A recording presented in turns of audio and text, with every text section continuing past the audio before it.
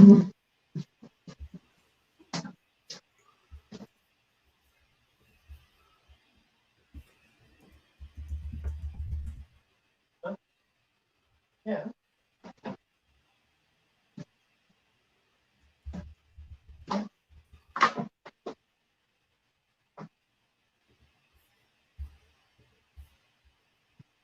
I found a story. Cool. This one so far, but I wanted this one in there no matter what, though. So, oh, people at home, can you hear us talking, or is that just should we be playing music in the background? Can you hear us setting up here? We're a little late. Steve's fault. It's really not. It's a Friday night special edition. That's right. I hope you're ready. Behind the Geek. Are you ready? Are you ready for a good time?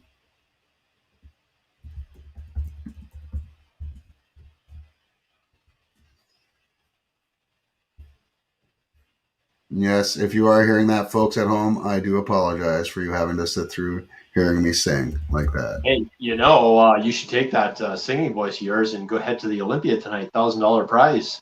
Damn it, I'm doing it. I didn't know the Olympia made $1,000 a day to be able to give away. Especially now that you have to be double vaxxed to be there. I would have figured most of their customer base is anti. A little on the anti side, are they? I only know one person that goes there that is, so I'm basing it off that. Who, Rob Miller? No, I know Rob's got his. All right. Folks, I hope you can hear us because you're missing some good shit. No, I'm just kidding. You're not. You're not. 2, 1.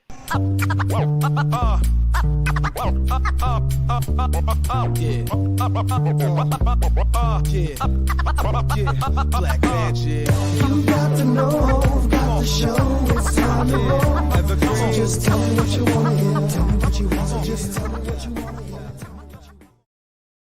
hear. Welcome back, and it seems you could hear us. You could see the picture we got up on there as well. But we are back and better than ever. Friday Night Lights edition.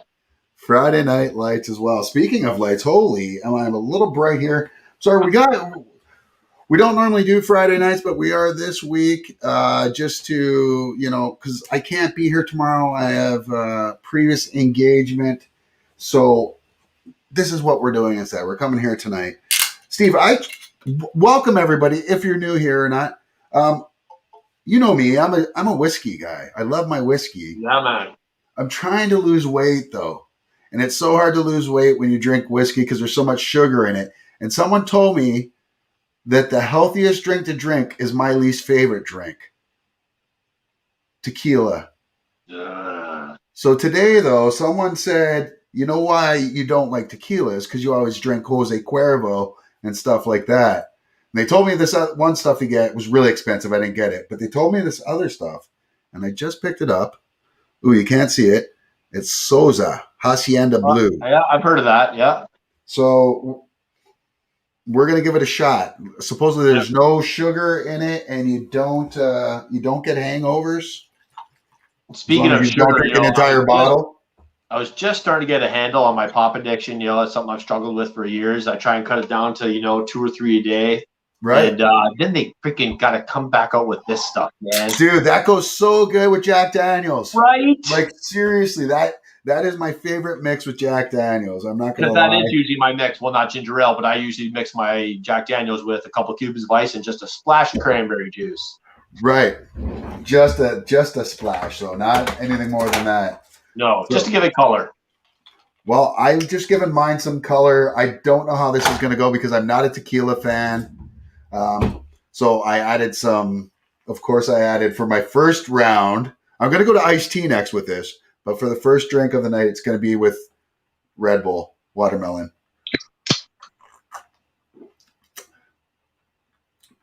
Not bad at all. So welcome, folks. How's everybody today? Thank you to everybody that's joining, those that are new to the channel, those that are new to the show. Welcome, and thank you for taking part of your Friday night out with us. Are you guys going out, hanging out somewhere? You got your passports? Whatever you're doing, though, I do hope you're having fun tonight, folks, and I hope we can bring you a little bit of the, fun as well. Now, as I get the rest of my stuff set up here, as I said, we're starting a little late. I had to pick up my daughter from work and then drop her off, so the rush was on here. But Steve and I are bringing you the show tonight anyways, and tonight we are – I missed the unprofessional part.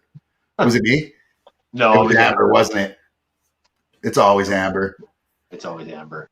Big Ben is angry. What up, Big Venus? How are you? Big Ben is angry. We call him Big Venus because, look, and I hear he's got a big Venus.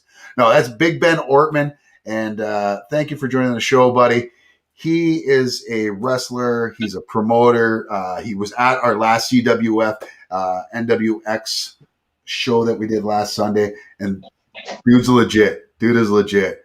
Great in the ring. And you'd like him, too, because he's your style, Steve. Like, he's one of those pro wrestlers that is like an MMA fighter. So he comes in and it's a fight, you know. So, and he's good on the mic.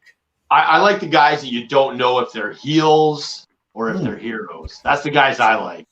That's why my favorite of all time is Bret Hart. I get he was a babyface for a long time, but we grew up in the era when he was a bad guy with the Hart Foundation and Jimmy Mouth of the South Hart, man. Like, Bret Hart was, yeah. So he always kind of. I was a Piper guy. Yeah. Yeah. That was my grandmother's favorite, was Roddy Piper as well. And I like Piper as well. Good Canadian boy. A lot of people don't know that. Not from Glasgow. What's that? Not from Glasgow. Not from Glasgow, no. Spoilers. Sorry. Where's he from? Manitoba, right? Another Winnipeg guy? Yeah. I think he's from Winnipeg. He's from the Peg, folks. He is from the Peg. Today, though, we are talking about what are our favorite reality TV series of all time. There's a whole bunch of different reality shows. I mean, what started it all off for us? I'm not even sure what the first reality show really was. Maybe that's something our fans can look up for us. And I mean, I think The Real World gets a lot of credit for being one of the first reality shows out there, being on MTV. We didn't get MTV here, you know. If you did, I mean, if you had satellite, you got it, right. You know, which a lot of people didn't have until they were. Yeah. So you're thinking like The Real World, right? I'm thinking The Real World was credited as like one of the first. Yeah. Yeah, and I feel like there may have been stuff before that, but I think it may have been like Canadian reality shows that they kind of adopted, sort of thing, or maybe somewhere else, but who knows? But that's what we're talking about today, folks. What are your favorite reality shows of all time? And don't think that they have to be Jersey Shore type shows. There's lots of different reality shows out there. You know, I checked a couple of different ones. Yeah. Yeah. And I didn't go with the reality competition shows. You'll see what we see. Also, though, Steve does his 5-second movie review every week, which is a fan favorite. What's your 5-second movie review this week, brother? This week it is The Guilty, which you can check out The Guilty October 1st exclusively on Netflix. We got it early, so I will give you my review here, starring Jake Gyllenhaal, as I said, and only Jake Gyllenhaal. I mean, there are some voices because he is a 911 caller. So we got Bill Burr. We got a few other people you may recognize. Is Halle Berry in this movie? She is not. Okay. I don't want to be that guy, but I really hope it's not better than Call, because I was still so the call stupid. Was pretty good. The Call was pretty good. I can't believe how good that movie was. Like, that movie had no business being as good as it was, really. Yeah. Like, for real. And Halle Berry, I don't care what anybody says, that woman can act when she's given a proper script. So that's my story, and I'm sticking to it. Anyways, so we will get to it. Let's get to it. Like we do every week. Folks, if you want, drop your comments in the box. We will say them as we go along. But Steve starts us off every week with his favorite movies, with his top 5 list here. And Steve, if you want, you can start them off. I'm not sure the order you have them, so you say them first, and I'll drop them. Yeah, so this show, I haven't watched it in a while, and I think it's still on. But when this show came out, I was hooked. And I don't know why, because 1, I hate seafood. 2, I'm definitely afraid of the open water. So, but Deadliest Catch, this show captured a lot of people when this show first came out. As I struggle here, it's really one of the most dangerous jobs in the world. They say crab fishermen, king crab. There's a very short season. It's very rough waters, and that's the reason for the high crab prices. Apparently, they've lost a few guys over the years on this show, and not just to the waters either. Like you hear stories of these guys being arrested in the off season and struggling with drug addiction and stuff like that. So yeah, it was a pretty interesting show. And didn't like one of the guys within the last couple of years just die of cancer or something? I believe so. Yes. Yeah. All right. Cool. Yeah. I gotta tell you, I could never really get into the show. I'm not a fisherman. I don't like fishing. My grandparents loved fishing, and they used to go out all the time, and I would go out with them. And a lot of my buddies were big fishermen. I just couldn't stand it. I just find it so boring. No, it's not for me either. I'm with you there, buddy. I need something to do. I'm the guy that sits in the boat, rolls the joints. Right. What? That wasn't really that. That was just a real fake cigarette. Anyways, so yeah, Deadliest Catch though. It's funny because you mentioned how you have that fear of the water or boats, and you don't really like fishing either. And nothing about this show should be tailored towards you, but you like it. And I have a couple shows like that in my list as well. So yeah, I thought it was going to be too easy to pick. I thought it'd be too easy to pick like the Osbournes or stuff like that. Oh my god, I forgot that. Oh my god, shout out to the Osbournes. Great show. And shout out to another show before I forget it later, just because they were on this show as well. But it's the Celebrity Watch Party. Right. Have you ever seen Celebrity Watch Party? I watched it during COVID, and it's a bunch of different celebrities, and the Osbournes were one of them. And they just watch different shows that are on TV, and they react to them. That's how I found out about that show, Dr. Pimple Popper, because they were all watching that, reacting to it. I love that show. Oh, is that reality? That could have been reality too. That's definitely reality. I'm sorry, Dr. Pimple Popper. Honorable mention. Anyways, let's move on to your number 2, buddy. My number 2 is one of your typical competition type shows, The Amazing Race. Every country's had their own version. Canada, we've had our own version. I just love this show because I've always been a big fan of geography. I love history, so I love it when they go to these different places and they involve the challenges with the culture of the city that they're in. So you really do learn a lot watching this show. I mean, you kind of have that bit of survivor drama within the teams and stuff like that. But it is a pretty interesting show, and you get to see some really cool places all over the world. And a lot of that survivor drama adds to the story, though. It does add drama. Right. And when they hit you up with the commercial, we'll find out right after the break. Well, they probably don't do that on Amazing Race, though, as much. Yeah. And you never know who's they edit it. The thing with Amazing Race is you never know which team's ahead of which team until you start seeing them come at the end of the episode. It's like, oh my God, they were behind the whole time. It's like, right. Yeah, I don't know. I think I've never seen a whole season of the show, but I have watched episodes, especially the Canadian one. I had my picture taken with that guy, and I got to wear his gold medal. Oh, cool. What is his name? Jeff something. Yeah, it's escaping me right now. He was the guy who won in the Winter Olympics, and he was chugging a pitcher of beer down nice. Metal Alley or whatever it was. So nice. Yeah, good. And he was a super nice guy, but yeah. Not Ross Rebliati. Not Ross Rebliati. He was doing some other stuff. I don't know what that was. Yeah, another one for us.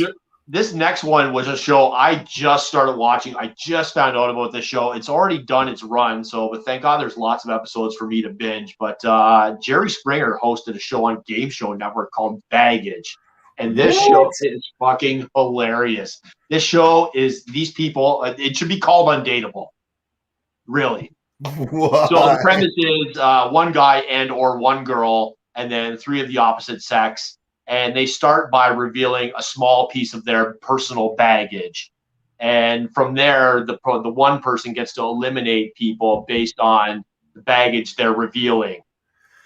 So it's Jerry Springer meets a dating show. Right.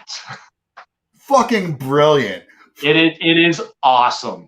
This should have been out in the late 90s, early 2000s, though. I feel like a show like that maybe hits the mark in today's audience. The second round gets a little interesting where they reveal three bigger pieces of baggage, and then you have to eliminate a person based on the baggage, not knowing who the baggage belongs to. Come on. Yeah. So, and then once you get to the end, the last person they pick, they give you three possibilities of what that person's baggage may be, through two being lies, one being truth, and you decide whether you can accept their baggage at the end of it. So if you can make it all the way to the end, you still have a chance to reject the person who picked you. That's awesome. I like it. I think that's pretty dope. Leslie says, clearly the best reality show is 90 Day Fiance and all the spin-offs. I've never, ever seen it, Leslie, but I'll take your word for it. And Wifey also says, and then there's Love After Lockup. So educational. So educational.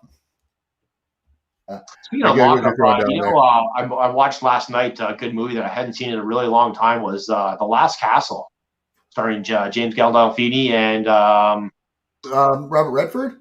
Robert Redford, yes. Yeah. One of his last roles, wasn't it? Gandolfini. Yeah. Obviously, Robert Redford's still alive and kicking. Yes. I didn't know until like 2 years ago that Robert Redford started basically film festivals. I think he started not the Cannes Festival, right? But the American one that's out in the West. I forget what it's called now. I don't know why it's escaping me because it's the most popular next to Cannes. Yeah, no, I know which one you're talking about. Yeah. Are there fights in this show? Baggage? No, there's no fights, but when people are eliminated, they are given an opportunity to take a little shot at the person who is rejecting them. So, Jerry. Do people chant that? Please tell me people chant Jerry in that show. They don't. Hurts my heart. And Jerry definitely takes his classic digs at people too, like he did on Jerry Springer. So it's awesome. Well, he's a stand-up comedian too, though. Like a lot of people don't get that. Like the guy has got comedic chops. He's he might not be somebody you want to go watch do stand-up, but he's somebody that if you're in a room with, he's quick and witty, which is right. And that's what this a million times funnier. It's very much him playing off people's yes. Yeah, I love that style of comedy myself. What's up next on your list, buddy? Speaking of jokers, this next one, this one's been on for about 10, 11 seasons, I think. I still really like the show. Not as funny as maybe some of the earlier seasons when it was still very original, but very funny show. If you don't know these guys, they started as a improv troupe called the Tenderloins. I did not know that. Yeah, they actually do still travel as the Tenderloins and do live improv, but they also do a traveling show as the Impractical Jokers. Funny show. I remember first seeing it, and one of the challenges was they were in a bar setting, and they had to walk up to people and see how many times they could touch their nose to the person without the person noticing. I've seen that. Because they just started off just YouTube, like you were saying, right? Yeah, basically. Like, because I think that's where I started seeing them was just sketches I thought just on YouTube, like kind of like TikTok videos of the day. Yeah, it's pretty funny. And then whoever loses the challenges, they add them up, and at the end of the show, one person gets punished. And the punishments have been harsh. Like Sal, in one of the early seasons, they actually had to get tattoos, and it was a three-way tie for losing. So three of them had to get tattoos. Joe actually got to pick, and Sal ended up getting a tattoo of Jalen Smith on his inner thigh. Who is Jalen Smith? Or Jaden Smith? Oh, Jaden Smith. Jaden Smith. And then in the movie that just came out like last year or the year before, he gets punished again with another tattoo, and he gets a more updated version of Jaden Smith on his other thigh. And then they actually had Jaden Smith they actually bring him to a Jaden Smith premiere where there was a live Q&A, and they make him get up and ask a question and showed Jaden was in on it, obviously, but Sal didn't know that and makes him show off his tattoos. Hilarious. Awesome. Well, that's good, man. Yeah. Sal's the guy. What, the second from the right? Sal is looking to the side. Yes. Yeah. So I'm pretty sure my son listens to his podcast. Like he has a podcast as well. Yeah. Yeah, he does do a podcast. Actually, the one on the end, he does a podcast with the beard there. He does a podcast with Brian from Comic Book Men. Oh, no way. Yeah. Right on. That's cool. I guess. And this last one, I mean, undisputably, the king of reality shows just started its 41st season 2 days ago. How do they have 41 seasons and they've only been on the air for like 20 years? So it's 2 seasons a year. Oh, okay. Yeah. All right. Survivor season 41, a little bit different this time around, not 39 days because of the quarantine period. And how they do this when they go to these remote locations, they actually film back-to-back seasons. So Probst and the crew is out there for like something like 90 days, even though the show is only 39. Yeah. And to make it a little shorter because of the quarantine period, they're actually only doing 26 days this season, but no rice. You can actually, the losing teams actually lose their flint for the night. So they said they are making it a lot harder. They said they're going to make it feel like 39 days, even though it's 26. So if they have no flint, they can't start a fire, or they have to try to start a fire their own way. Yeah, they have to use basically dry rub 2 sticks with some kindling, and I've seen it done though. I've seen it done. I know for sure it can be done. From other shows that we've watched and stuff like that. It's definitely a show that I've watched religiously. I don't think I've missed a season. I own Survivor buffs that I wear at work to cover my ears up from being turned into bacon all summer long. Right. And I have to say the last 3 or 4 seasons, even though I'm still watching, there hasn't been that contestant that I'm like, ooh, I really want them to win, or man, vote them off. I think it's kind of lost that for me. Lost that luster. They definitely do keep the show interesting with new challenges and new twists and turns. So yeah, I'm still watching. Yeah, they haven't lost me yet. Nice. All right, well, that's your top 5. Let me get to my top 5 here and get it out of the way for everybody. So I started off a little bit different. Like I said, these reality shows are more than what people think. Jersey Shore or the 90 Day Housewives. There's such a wide variety of them. But you just have to have that live feel. I want to give a shout out before I go on here. This actually, now that I think of this should have been my number 5 instead of this. But I think it was called In Your House. And it was our WWE Legend House. And it was Mean Gene Okerlund, Hacksaw Jim Duggan, Tony Atlas, Roddy Piper, and Pat Patterson all living, and Jimmy the Mouth of the South Heart, all living in a house together. It was basically like Big Brother. And and they go to the strip club and stuff like that. It's bad. Tony Atlas and Hacksaw almost get into a real fight. No Ric Flair though, right? No Ric Flair. They knew better than that. And, well, he knew better than that. Come on. Do you think Ric Flair can go 30 days without being around women? I'm sorry, but even before Vice, I'm just saying. So that's a story that I should have put in as well, but we'll talk about that. We'll touch on that a little bit later. But, yeah, there was a show. I like that show. But for me, it was the UFC. With Ultimate Fighter. We got Forrest Griffin, Rich Franklin, of course, that big Conor McGregor season as well.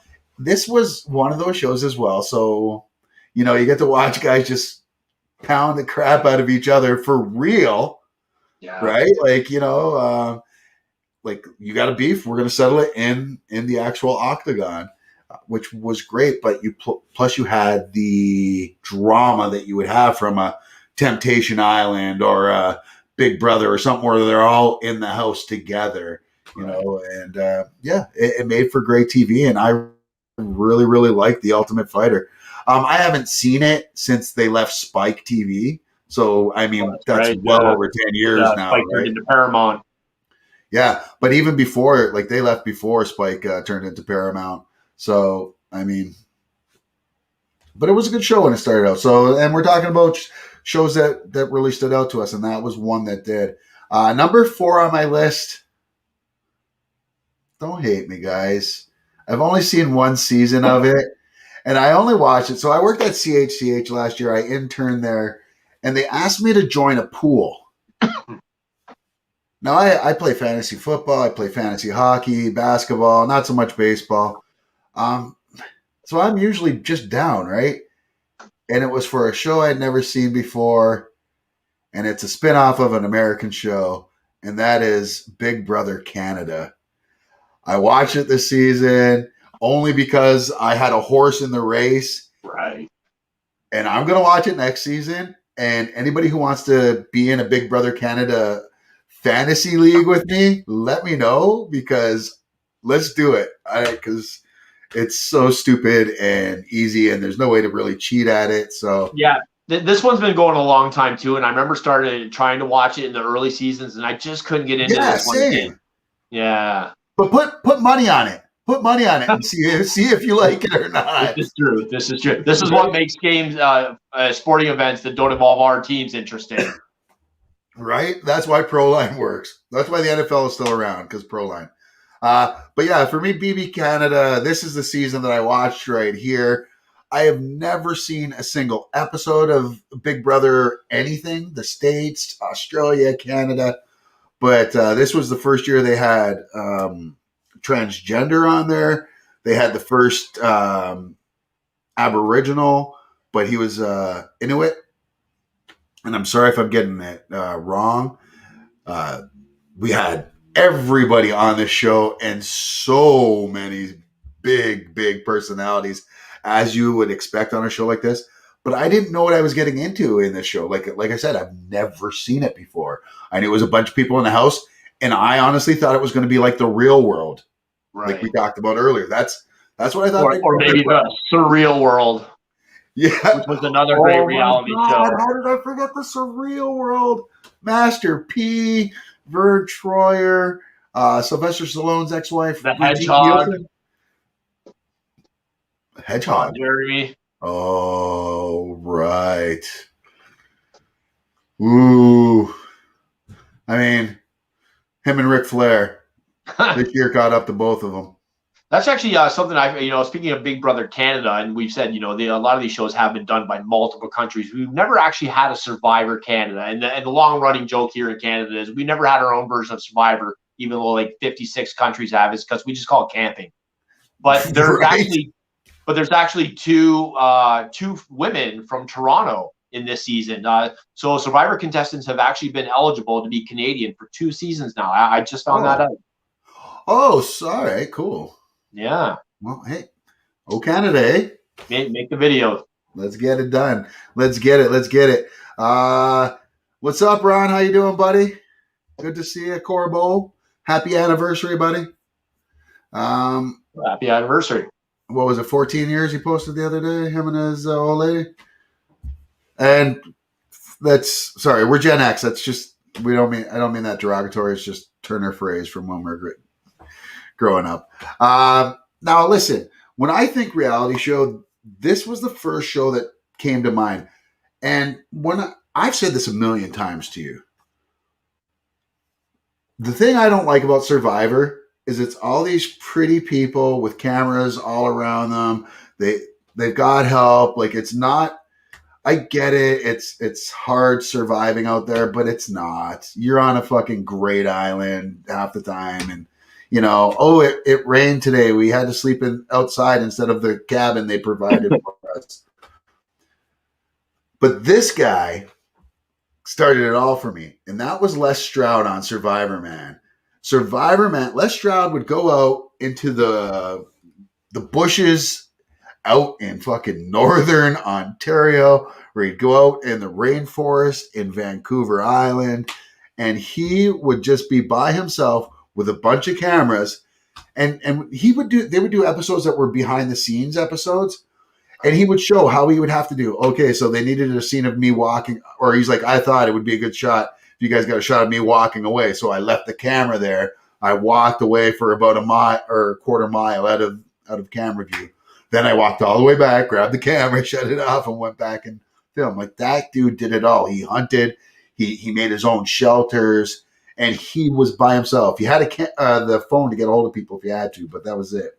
Well, the guy who started Survivor started in Canada with a Survivor type show where it was a team and you had to trek across. It was usually in British Columbia. No shit. I can't for the life of me to remember what it was called, but it was there was no drama. It was really about survival and the trek. And I see. And it was with Les Stroud or no?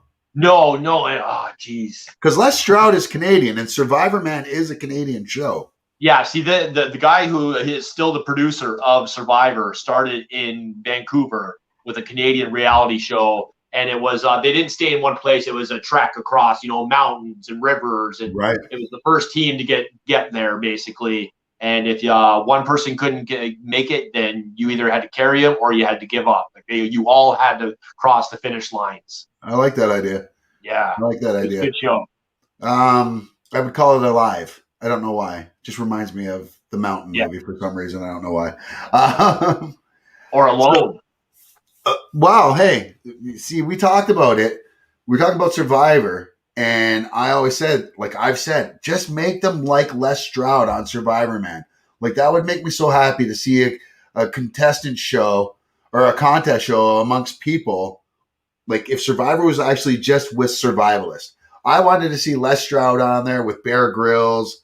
And there was that show, Dude, You're Screwed. I wanted a bunch of those guys on there. And there was a whole bunch of survivalist shows out there with survivalist experts. And I wanted to see that. But we never, ever get to see that. Kurt Jr. says Survivor Man is one of my favorites. And that's coming from a boy in Pittsburgh. Yeah. Yeah. How about them Steelers, by the way? That's right. This week, buddy. This week. It's coming. Steelers. But speaking of Survivor and having that Survivor Man mentality, I finally found a show this summer, and I binged through like all 7 seasons in a couple months. And that is, of course, on History Channel, the new show Alone. Not new to me. Show. Now, I had never even heard of this show. And we talked earlier about shows that have nothing, that shouldn't appeal to me at all. I don't like camping. I have no technical ability. Like, I couldn't build a fire. I couldn't build a camp. Like, when I go camping next, and I do want to camp again, but there better be a cabin. I'm just saying. I'm not sleeping on the ground no more. Nope. But these guys on Alone, you get these 10 contestants. They send them out in the wilderness in BC. Usually BC. They've been all over the world, though. Yeah. And this year is in bear country.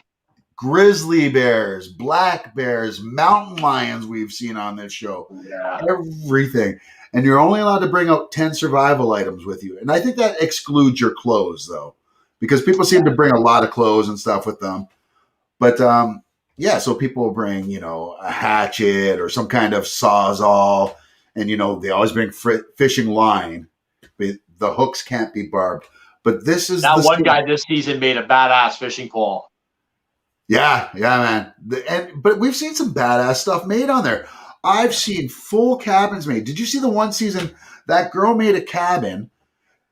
And when I say a cabin, I'm not bullshitting you. They make basically a cabin. Like, they make a log cabin. And she built one into the ground. So that basically half of the cabin was in the ground, and it was fully insulated with a fucking chimney. The first time I saw them use a chimney on I think it was like season 2 or season 3, I'm like, oh my God. And then like every other season was like almost everyone had a chimney. Yeah. Because the one season, it was 100 days of survival.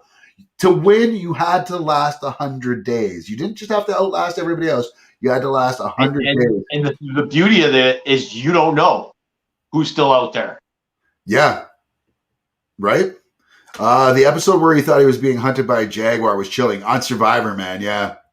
Yeah, I remember that. That was dope. Yeah, no, but Alone, I have never seen anything like that. And that is always what I've wanted out of Survivor. Like, Alone should be on a major network so it's seen by everybody. But like I said, I shouldn't like this show at all because this isn't a show that should speak to me. Yet here we are, you know, and History I freaking Channel is love it. usually my when I can't find anything to watch. History Channel. That's my go-to. You see, and I don't watch. Well, I do have TV. I just don't watch it as much. You know, it's my TV. Well, I have it through Stack on Prime, so. Oh, okay. Oh, see, yeah. For me, if I'm just binge, like if I need something white noise, it's usually just Night Court or something else. Oh, Lickster, just added Night Court. Yeah. Wow. The entire series, which is great because I have that on my TV. But my TV, for some reason, once they get around season 4, the delays between speech and their lips moving gets worse and worse as the seasons go on. So it's unwatchable. So I'm like, oh, finally. Because normally those, I just change the channel if I'm actually paying attention. Anyways, Night Court is neither here nor there. I did say how Alone isn't in my wheelhouse. It shouldn't be anything that I like because I can't do any of that stuff. But I feel like I can.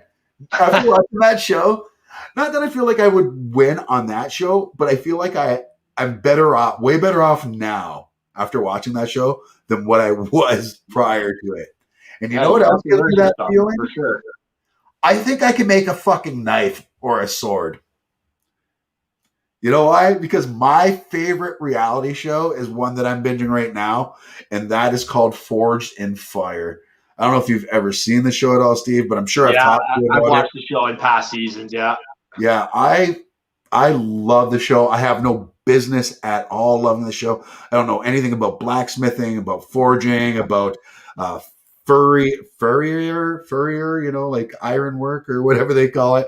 But for me, I mean, the show is just so enthralling, and I love competition, and then the fact just watching, you know, these guys try to do this together, not even together, but a lot of times you'll see them working together just to get through the first round. And some of these challenges are just so stupidly great. You know, you take all this time to make this 1,000-layered Damascus fucking sword or whatever, and then they're going to go and break it or try their best to break it over, you know, elephant bone or on, you know, armor and stuff. And it's really good.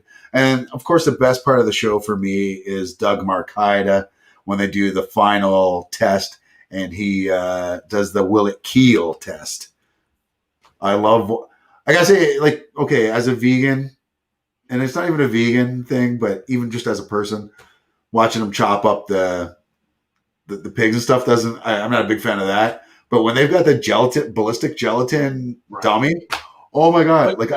Which they used to use on that other show where they would pit two warriors against each other. Deadliest Warrior with my buddy Brett Chan. Love that show. Yes. You know who Brett Chan is, right? That's that stunt coordinator. He was on Deadliest Warrior. So he was like Doug Marcaida on Deadliest Warrior. So yeah, man. Dope shit. And he was just up for an Emmy. For best stunts for Warrior. They lost out to The Mandalorian. I mean, I love The Mandalorian. I love Warrior as well. Let's put the biases aside for both. Which really had the better stunts? I mean, practical stunts or CG for a lot of the other ones? Enhanced. CG enhanced. CG enhanced, exactly. And that's not taking anything away from The Mandalorian because absolutely. I fucking love The Mandalorian. But to me, I'm like, that was a popularity vote, not an actual. I don't think that was actually. Yeah, that's and that's why I've never liked the Oscars or the Emmys. Yeah, you know, because they're just big. Look at it this way. Look at how many years Denzel Washington got overlooked for Oscars when he really, really should have won one, and then they basically gave him one. Right. That was a good movie, but it wasn't Oscar worthy. It wasn't even Oscar nominated worthy. Maybe, but like King Kong ain't got nothing on me. Everybody still thinks of that now. I get it. But the fact that I don't even know if he was, I think he was nominated in Rob, basically, when he played Reuben Hurricane Carter in The Hurricane, which was fucking great. You know, Malcolm X. Malcolm X alone? How do you lose on that? But then they ended up giving him one. Same with Leo. With The Revenant was good. Yeah. That was definitely not his best role he's ever done. No. Like if he should have won any, it should have been for that a lot with the Oscars for sure. Yeah. What's Eating Gilbert Grape? I would have given him a Best Supporting Actor, at least a nom for that one. Yeah. So many roles that like Basketball Diaries. Yeah. So, anyways, that's our list. That's our top 5. What'd you guys think? Let us know in the comments, and we'll let you know what we think of your think. That's a sentence, by the way. Anyways, so that's going to bring it in to our ranking there, folks. Hope you enjoyed them there. If you have an idea for what you'd like to see us do for a category, we normally do this show every Saturday, 6 p.m. Eastern time. We will be back to that next week. 2 weeks from now, or 2 weeks from next Saturday, we'll have Jordan James back. We can only have him on bi-weekly, and this was the week that he could have been on, so he can't make it next week, but he will be by next week after that. Awesome. Yeah, man. So, we will get to that. But we do have a lot of news we want to get to, too. Before we get to the news, though, we do want to help pay some bills around here if we can. And, oh, my God, I am horrible. It's not even over your head. Like, what has happened to this place? There it is. Hey, folks. Are you looking for internet in your area? I know I am. I know we are. Now, if you are and you're looking to save $1 or $2 from paying those big, hefty prices to those big name companies, but not sacrificing any of your service, give DocNet a try. Right over there. You see it over Steve's shoulder there? DocNet.ca.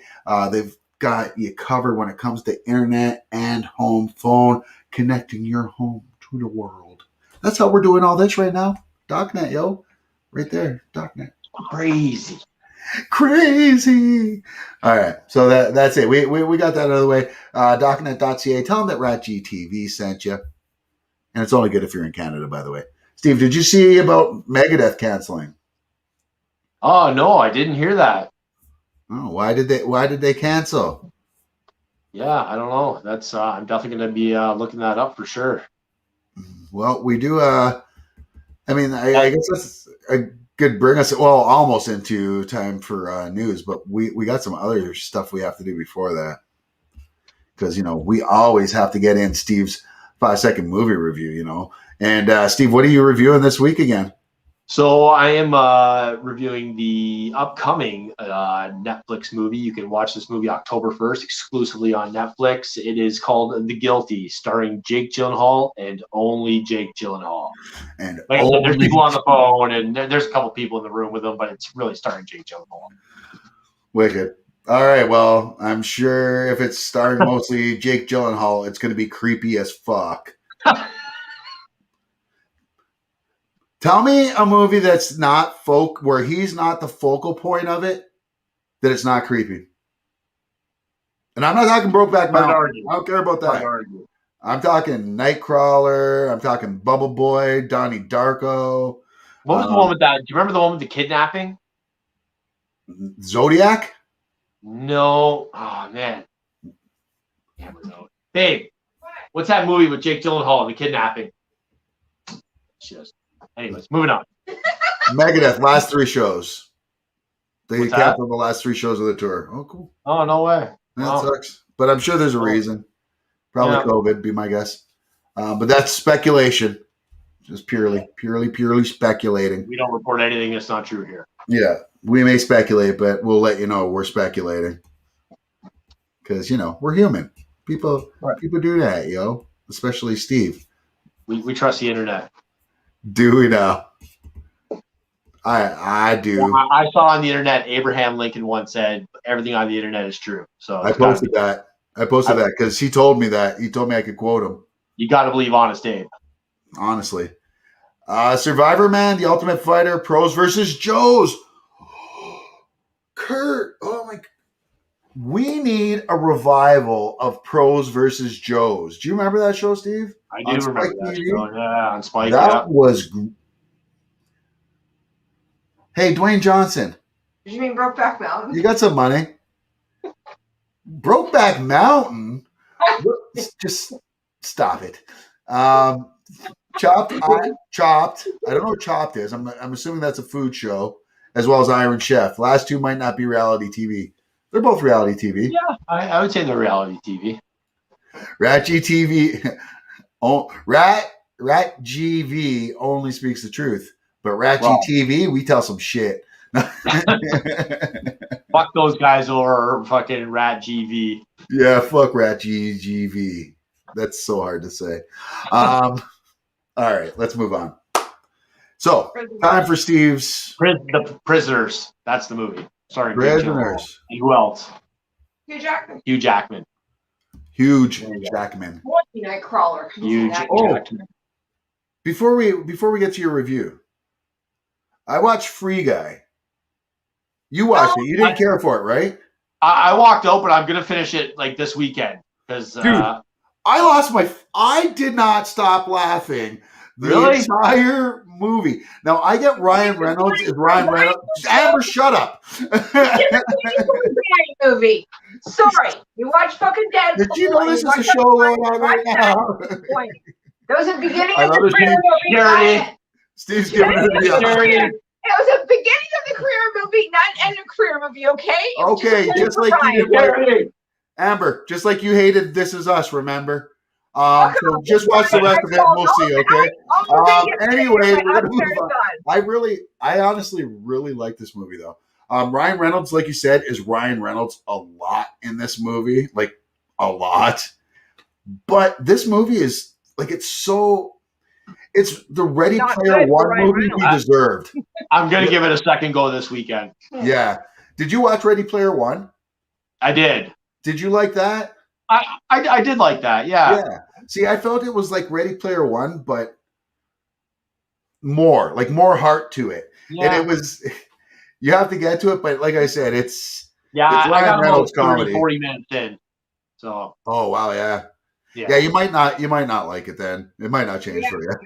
I thought that movie was awesome. Yeah, me too, buddy. I did not stop laughing, like honestly, the entire movie. And a lot of times the stuff that I didn't really laugh at was the stuff that I should have been laughing at. Like there's so many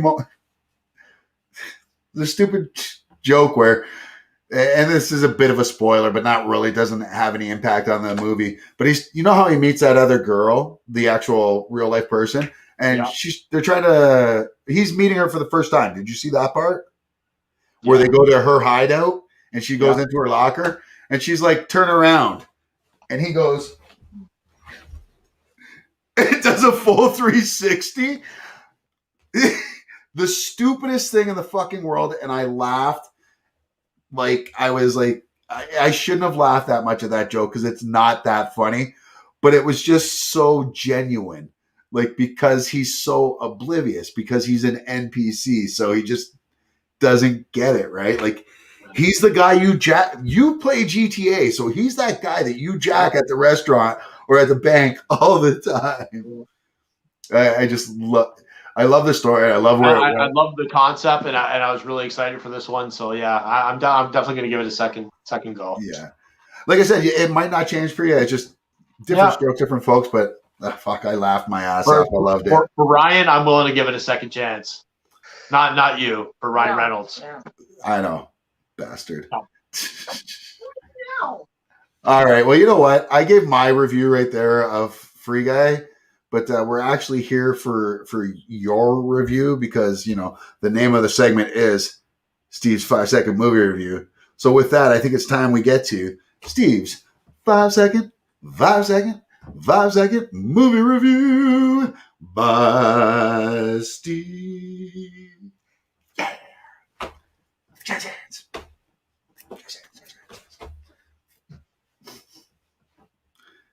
We should copyright that song. Just saying. It's catchy. What's the Canadian version of the EGOTs? You would have to get a Juno, a Gemini, and is that it? Do we have anything else here? The Junos and the Geminis. I Yeah, mean, something like I guess it's a lot easier here. There's got to be a theater one though. Anyways, hi Amber. So Steve, as he said, you are reviewing the very creepy Jake Gyllenhaal in his newest 911 type movie. And what is this called again? The Guilty. The Guilty. Well, Steve, for those that don't know how we play this, I'm going to put 5 seconds up on the board. Steve's going to use those 5 seconds to give us all a review of this movie. Are you ready, sir? I am ready. Your 5 seconds are on the board. You may start now. Contrary to Flavor Flav, 911 ain't no joke. Get up and get down. 911, a joke in your town. Ow. So, all right, well, give us the lowdown on this movie. It was, like I said, it was almost like a phone booth type, where it's Jake Gyllenhaal, the whole movie. He gets phone calls from 911 callers, and the movie focuses around one particular call from one woman who's been kidnapped by her ex, and she's in a moving vehicle. He loses the call a couple times. She gets back to him, blah, blah, blah. It's pretty intense, It's not great, but it definitely had its moments, and it's got a pretty good twist ending. So I liked it for what it was. I ended up reading after I saw the movie that they shot this movie in 11 days. How many days did they take to shoot Phone Booth? I'm not sure. I feel like that was a quick one, too. Yeah, probably. Yeah. All right. Well, so what do you give it out of 5? Did you like Phone Booth? I did like Phone Booth a lot. I've seen it a few times. Have you seen Buried with Ryan Reynolds? I did, and I didn't like that. Yeah. Yeah, that one hurt my feelings. Yeah. That one was sad. Yeah. Spoiler, it's not a happy ending, folks. No. It's not a happy ending. Like, if I ever get buried and someone gives me a phone and tells me to call, I'm just going to be like, fuck you, I watched the movie. I'm not giving you my money and my life. Fuck you. Anyways. So yeah, for what it was, like I said, basically an hour, and it was short. It was an hour, like one of those ones. It was like an hour and 28 minutes or something like that, right? Okay. Good twist ending, pretty intense in time. So I gave this movie, I gave it a 3. 3 out of 5. Not bad. Yeah. Middle of the road. Not bad. Not bad. Now, where would you say it ranks amongst The Call and Phone Booth? A lot more, because this movie was 95% Jake Gyllenhaal. I definitely rate those movies ahead of this one because of the ensemble and just the action. Right. A lot of what's intense in this one is it's left to your imagination, and you're based on what's being described to him on a 911 call. It's horrific. There you go. Sean Rose says they claim Phone Booth took 10 days to shoot. Wow. Yeah. I remember something like that it was really, really a quick shoot because it's all just right there on that corner, on that corner of New York. Like, I don't think any of it takes place anywhere else except for the 2 different apartment scenes. Right. So I won't give any spoilers to that one though. No, I'm just kidding. Yeah, well, I don't know if I'll watch it just because I feel like I've seen it. I feel like it's The Call because that was The Call. That was the attitude I had going in, and I think because I wasn't expecting much, I got my money's worth. Right. Nice. Well, I'll wait to see what happens when it's on Netflix. Maybe if I'm bored one day and don't have anything else to watch, I'll give her a shout. But there you go. 3 out of 5 for The Guilty, starring Jake Creepy Gyllenhaal. Was he creepy in this one? There's a bit of a background story with him. He's actually, I'm not going to give away too much because it does happen right at the beginning of the movie. You find out this, but he's actually an officer he's on leave. They show that in the trailer. He's on some type of leave, and that's why he's doing the 911 thing. And he's actually has a court date the next day for some pretty serious charges. Damn. Well, hey, there you go. Go check it out if you want, folks. 3 out of 5 for The Guilty. And that's pretty cool. Now, normally if you hate it, well, I've been guilty of being wrong before. So This is very true. This is very true. Remember we talked last week about our buddy Big Bang Mike, and he was going to be fighting Ben Foster. So Mike was going from light heavyweight to heavyweight to fight the Battle of the Power Rangers. Hi, I'm Big Bang Mike. I actually played Colt in the Three Ninjas franchise. So that fight happened, and Big Bang Mike got knocked out in the first round. Oh no! Like bad. He had more TikTok videos up making fun of the fact that he lost, but you know he did have to put on something like almost 20 pounds to fight up there. Yeah, but that's tough. And even though you put on that pounds, like there's a huge height. Anyways, I'm not making excuses for the guy, but you did get knocked the fuck out. I don't have my TikToker of the week, and because of that, I'm just going to play a couple things we haven't seen in a long time. First and foremost, I feel bad because Luke's not here, so shout out to Clanny. That's right. I forgot I was supposed to let everyone know that Blumhouse rules. And Clanny. Right. And Clanny rules. And Clanny, if Blumhouse doesn't make a Clan Shark movie, I'm going to be so upset. Right. Like, that's the only people that can make a Clan Shark movie. And they better call him Clanny. Yeah, I apologize, Luke. It took me 56 minutes, and Ryan basically reminding me to let everyone know that Blumhouse rules. And I'm the one that has to remind you, like, what is this world coming to? What is this world coming to? But yeah, so I wanted to get that out of the way. And of course, I should address some stuff people are talking about me online. I've addressed this in the past before. It's not true. It's not true. I don't care what the video.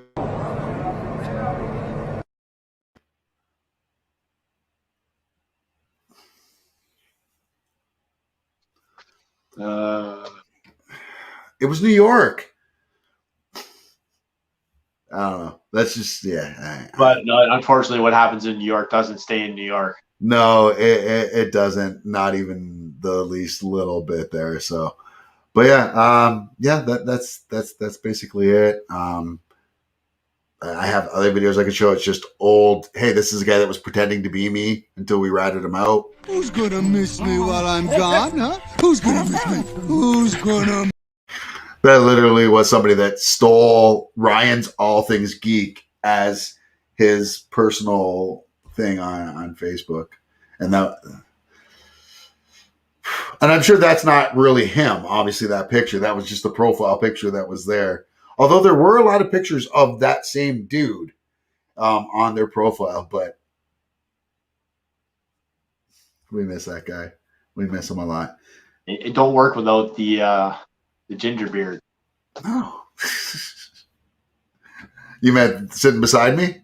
Right. Yeah, right. That didn't look like you in the burqa. I don't know. I forget what those. I'm sorry. I'm not sure what they're called, but yeah, good times. Anyways, let's just get to the news.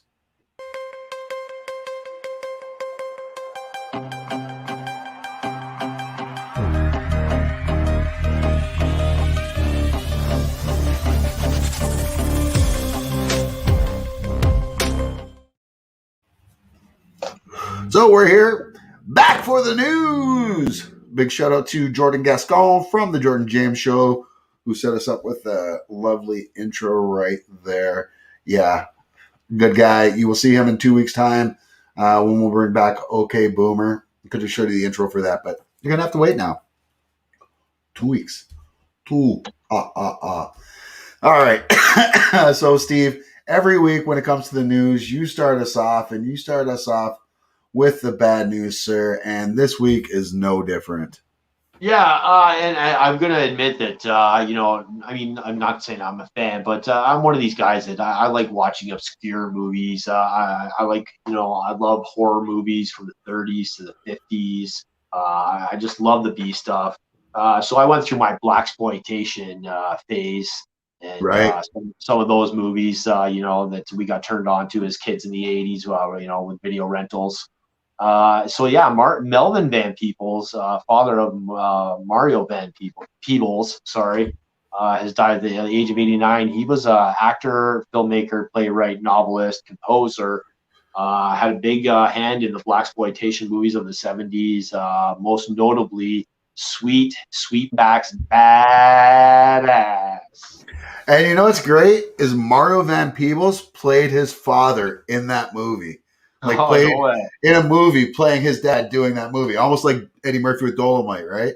Right. Those two had such a close knit relationship, and the best proof you can see how close that those two are is how close Mario Van Peebles is with his own children as well, because you know that shit's that's learned, right? Learned habits, and man, such a good guy. I totally forgot about this, but I posted a thing on TikTok the other day asking people to name a movie clip, right?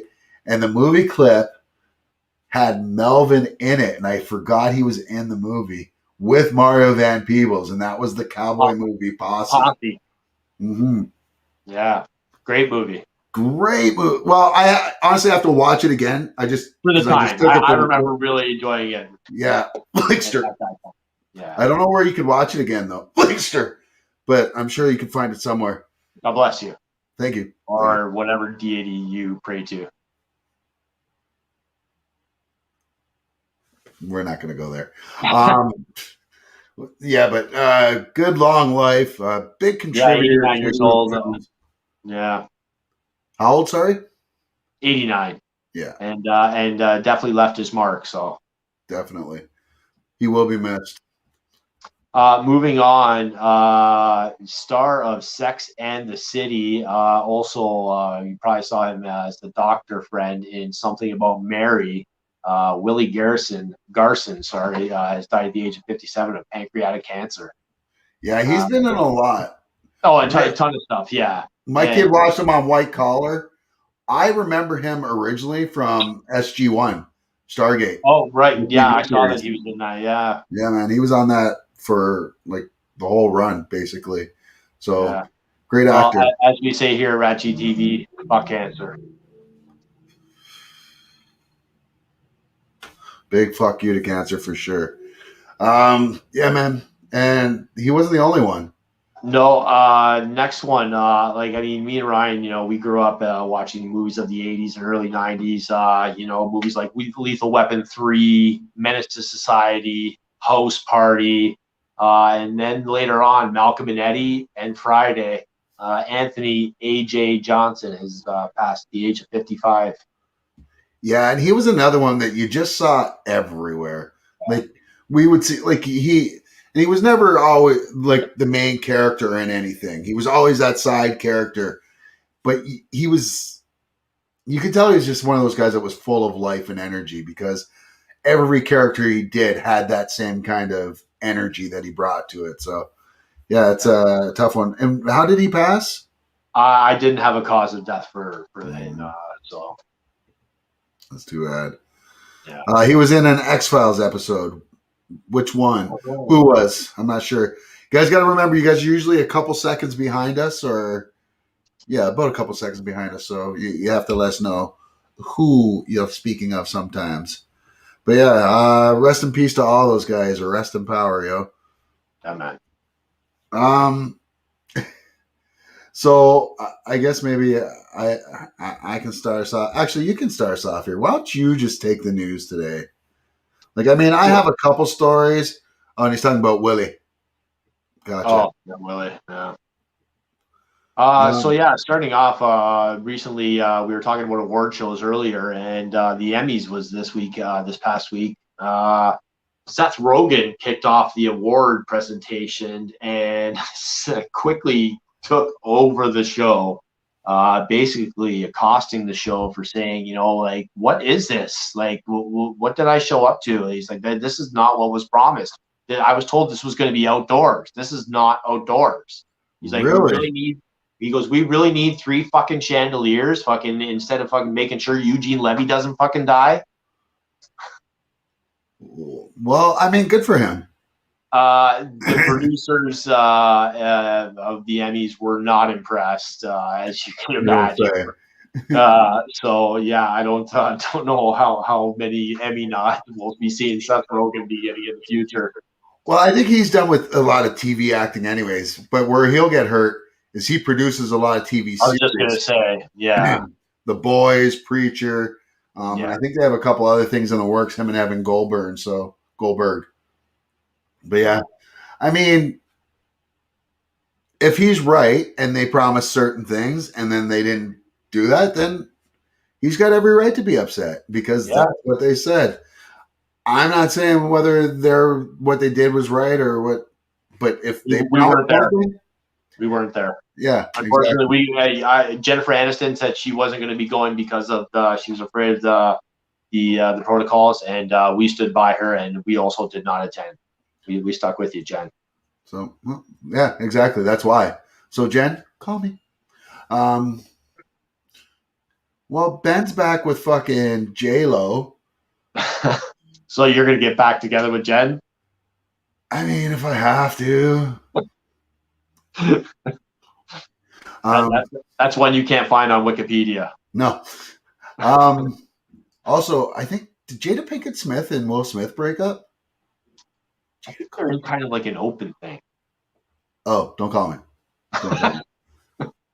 I'm sorry, and I'm cool. Like, I mean, if you're one of those people that are in open relationships, cool. Y'all scare me though.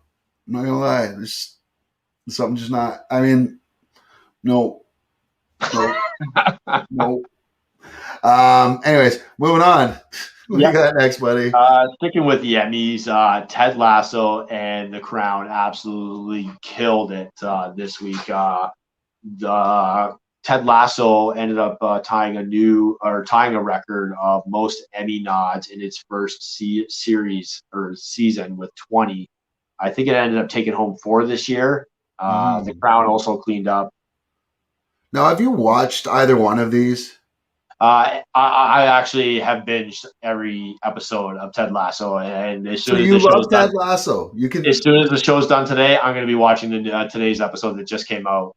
So here's the thing: Ted Lasso is a show that I should absolutely love. Like, this is everything that I love about TV and life wrapped up in one. This ultimate Pollyanna as a dude who just is the most positive person ever. And I've tried to watch it a few times. I've watched the first episode or the first 2 episodes like a couple times now. And I just can't, I just never want to watch past that. I don't know why. And Kevin Smith gushes over this show too. And almost everything he loves is stuff that I like as well. But yeah, like I got turned on to the show. I listened to Derringer in the morning, which is he's on the Toronto Q107 in the morning. For those who don't know around here, and he absolutely raves about the show. And I love Derringer. Like I said, that's why I've been listening to him every morning for I don't know how many years. He's been with Q like over 25 years, I think. Well, yeah, like he's been on since they got rid of Stern. Stopped airing Stern. Even before that, though, I think, right? But he was on before that, yeah, in a later shift, yeah. So, yeah, that's how I got turned on to the show. Because I share in Derringer's humor, which is why I listen every morning. So, and I absolutely love it. Nice. Well, hey, there you go. I'm glad Amber watched The Crown. She liked it. That's, the whole royalty thing has never really been me neither. Did you see they dropped a trailer for Kristen Stewart's Princess Diana movie? I did watch the trailer, yes. Yeah.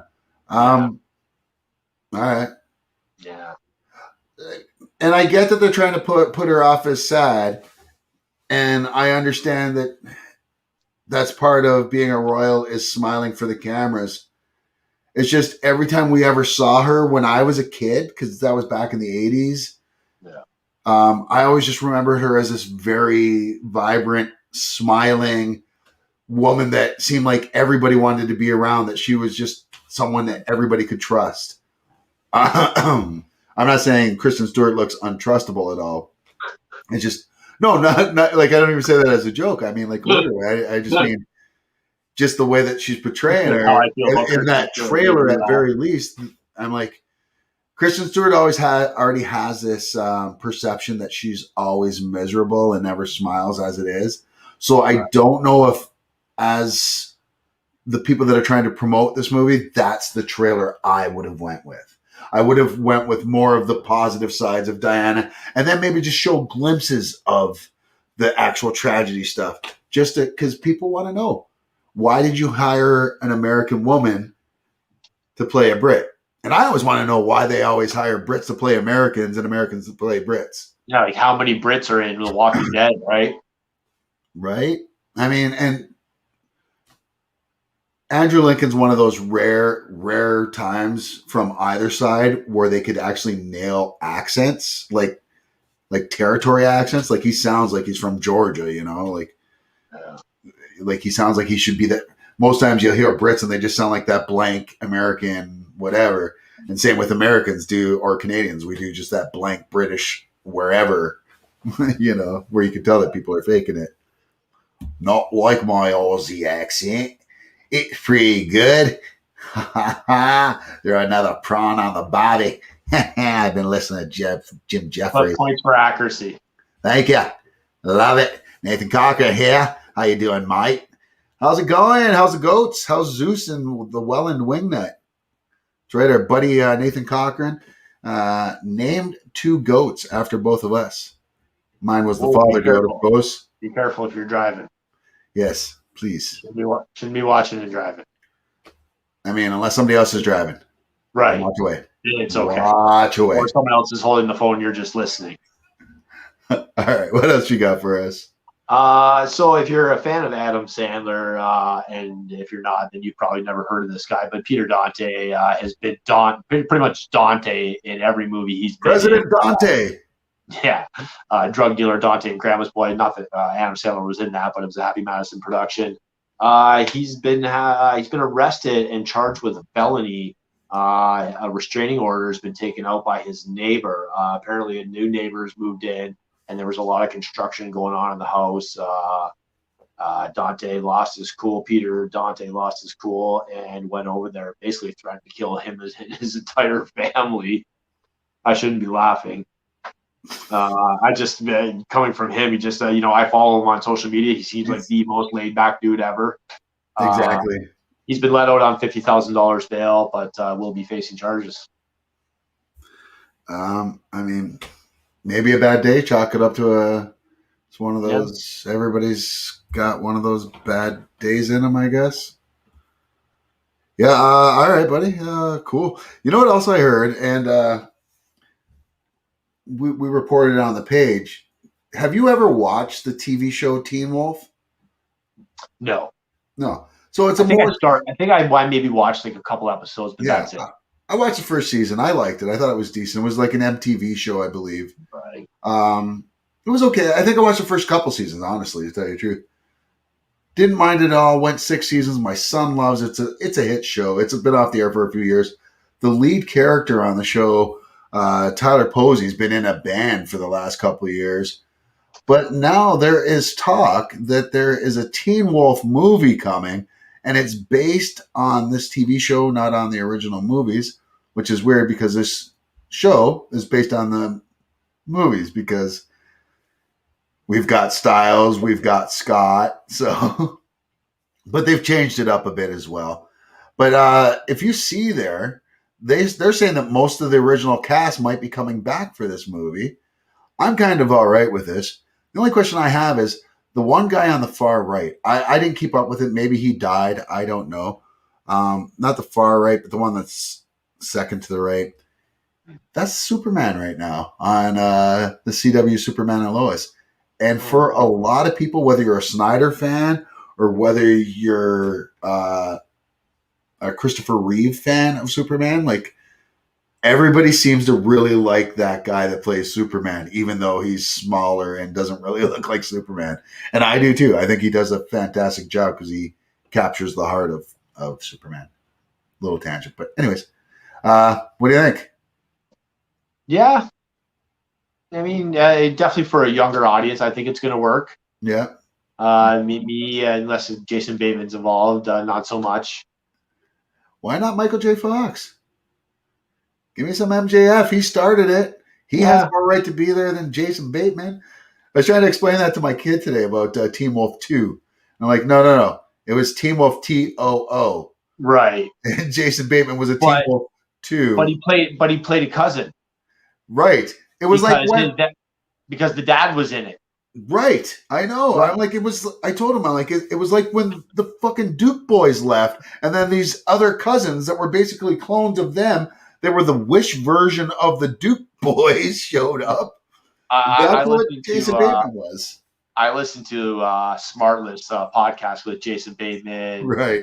And Will Arnett and Sean Hayes. Yeah. And Jason, they rib him on Teen Wolf 2 all the time. Yeah. And he, like, no jokes, he has said multiple times on the podcast, like, the phone stopped ringing for a while after that. No doubt. And he's been in TV since he was about this high on Little House on the Prairie, you know? Yeah. True. Yeah. But he was always going up against Michael J. Fox for stuff as well. Like, him and Justine were the breadwinners of that family. Like, they paid the bill. No doubt. Yeah. But I mean, a lot of that's on their parents too, though. Like, really, if their parents didn't put them in it, and then both of them. So, Justine seemed to turn out better, I guess. Better career. I think she's directing though still. But yeah, that's cool. What do you got next? So, Ikbukuro Jijo. God bless you. Ikbukuro Jijo in Toshimo, Tokyo. Oh, okay. One of the world's biggest arcades. It opened in 1993 in Toshimo, Tokyo. Is closing its doors. It was rebranded as the Sega Arcade in 2013, as it was owned by them. It was this place is like, I think, 4 floors of arcade games. It's like Palladium, but basically way bigger. Arcade style, yeah. So why are they closing down? Did they say? There's no real reason. I think, but the building bought out. Developers, I'm sure, is usually the cause of things like this, right? So. Too bad. And I'm sure home gaming has a lot to do with it too. I mean, quite honestly, we haven't had an arcade in Welland since, when did the Wizard's Castle close, right? Dude, that one hurt. Like, I'm not gonna lie, that one hurt. Because I really want to see arcades come back. Yeah. The only problem with arcades coming back now, though, so when we were kids, oh no, not even that. I wasn't even thinking about that. Well, think about it this way. Name me the last time you were at a grocery store and you saw them wiping down the carts. They're not even in the separate section anymore. You just grab them from wherever. So I think we're kind of past that stuff. I'm not too worried about that at all. Hey, did you ever watch Doctor Who? I didn't. No, I didn't think that was really your style. So I don't know if you heard, there's been a lot of fan hate over the show runners that have taken over since like season 12, since Peter Capaldi, and then the newer showrunners with the female doctor. I liked her. I didn't see the last season with her yet, and I don't even know why. I'm still going to go back and watch it. But the showrunner from that and Jodie Whittaker, that doctor, have left. People are now rejoicing and stupidly happy because Russell T. Davies is coming back to showrun Doctor Who. He's basically the guy that got Doctor Who back up and running. Like the modern fans of the show, all hopped on board with him. And I think he was there from Eccleston, which is the 9th Doctor, up until just before Peter Capaldi. So I think he went with Matt Smith's run, the 11th Doctor. I'm saying names I'm sure you're familiar with them, but have no idea. No, a few of them. And quite honestly, up until about 10 years ago, I didn't even know that show was still on from like the old. Like I still remember the old beginning. Yeah. Well, they stopped. They stopped in the 80s, I think. Okay. The old ones. But with a movie. And that dude who was the last one to become Doctor, it was a TV movie. Eric Roberts was in it. Nice. All right. And Paul, oh my God, Paul, I forget what his name is. Paul McGinnis, I want to say, was the 8th Doctor and supposed to be the final Doctor, he was the longest running one because there wasn't a Doctor Who from then until like the 2000s when Doctor Who came back. So yeah, Doctor Who fans are rejoicing. They're happy to see him back. Hi guys, you're a day early. Yes, we are. I am indisposed tomorrow, so we figured we'd jump on a little bit early today. How you doing? Well, how's things over? Where are you? So I know you're originally from Sydney, but you moved somewhere, right? Didn't you move to England or something? You said last time we talked. Manchester? No, I don't know. You'll let us know though, buddy. I hope you're doing well. But yeah, I'm happy to see it. And as a Brit, I hope you're happy to see Russell T. Davis back with Doctor Who. I don't know, man. I'm happy with it. Makes me want to do the Elaine dance. Is that? Oh yeah. See, I don't watch it, so I don't know. But people keep asking me to TikTok duets to Seinfeld. Yeah, Julia Louis-Dreyfus, who you know from basically everything, is joining Jonah Hill and Eddie Murphy in a yet-to-be-named Netflix movie. Netflix? Yeah. I'm surprised because Eddie Murphy, this was a story I was supposed to put on, but we didn't have enough time because I got here late. Eddie Murphy just signed a big deal with Amazon Prime. So I'm surprised to see that. This must have been previously negotiated. Yeah, nice. Well, good. 2 or 3, not bad. I like Eddie. I like Julia. Aw, Jonah. I mean, I like Jonah. I do. As an actor. I'm from Liverpool, but I live in Spain, and yes, I am.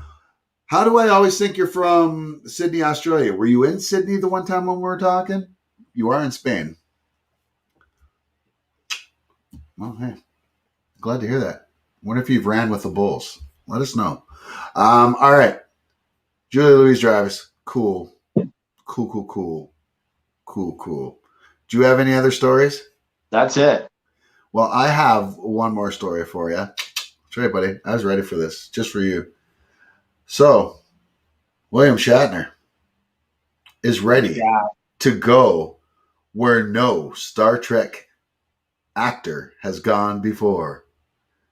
Yeah, that's right. The Shat will be on the next flight with Jeff Bezos. Save us, Jeffrey Bezos. I don't know how that song really goes, but I should have had that one ready. If I was here earlier, we would have had that one playing for sure. But yeah, Shat's going to go on the next mission into outer space. Well, it depends. No, I'm sure he'll be wearing those too. Yeah, that's cool. That's cool, though. Yeah, I mean, yeah. How old is he? Good old Canadian boy. Ottawa boy.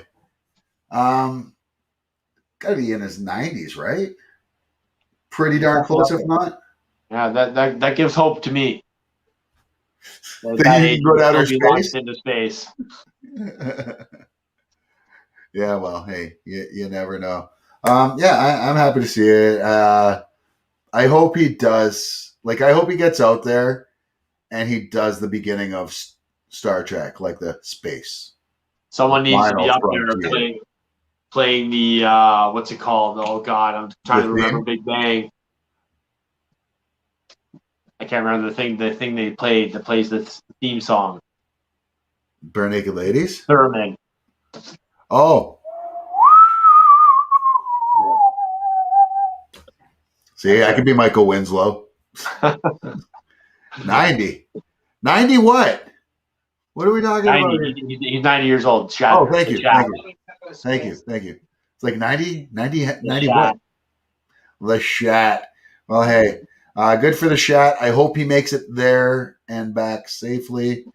And yeah, man, that's it. That's it for our stories. I hope you guys like the show. I'm sorry we came on a little early, as in a day early, but hey, we blame it on Amber. It's all her fault, really. We wanted to go tomorrow, but she's like, I'm sorry, I have to watch I'm staying home to binge watch This Is Us because I'm not allowed to do that if he's available. I have to do it when he's doing the show or when he's not here. Like yesterday, I was off and he was at work, so I cried all day watching Us. you did what all day? I cried all day watching Us. I call it Us. I said, So- I'm going to watch my Us.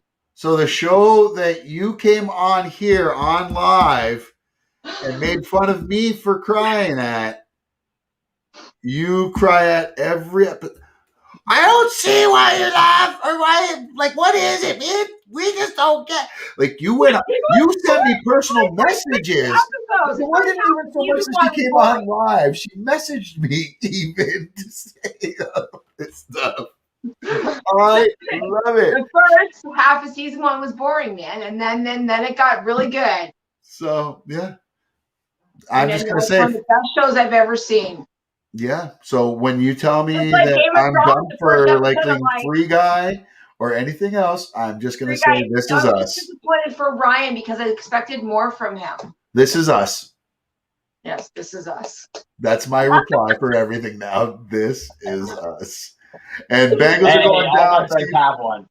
Heart just looks at her and says flashlight. So You shut your mouth. Flashlights. Shut your mouth. Never mind. That is in the vault forever. Shut Not up. anymore. Kurt Jr. says the Bengals are going down, Steve. We shall see. We shall I see. definitely wouldn't bet on it. No, I'm done I betting mean, I on my wouldn't team bet on anyways. them. So yeah.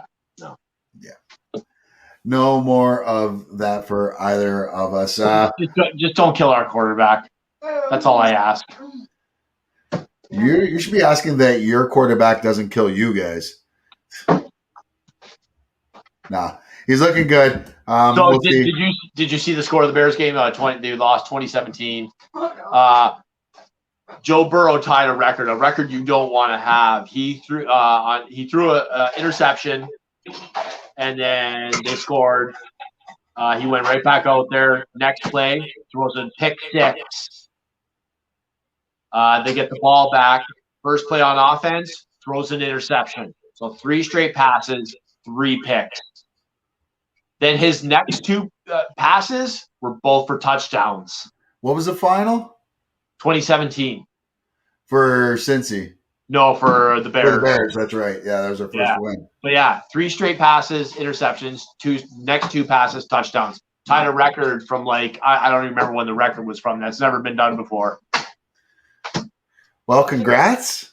Yeah, right. I know. In a win, that would have been cool, but Yeah.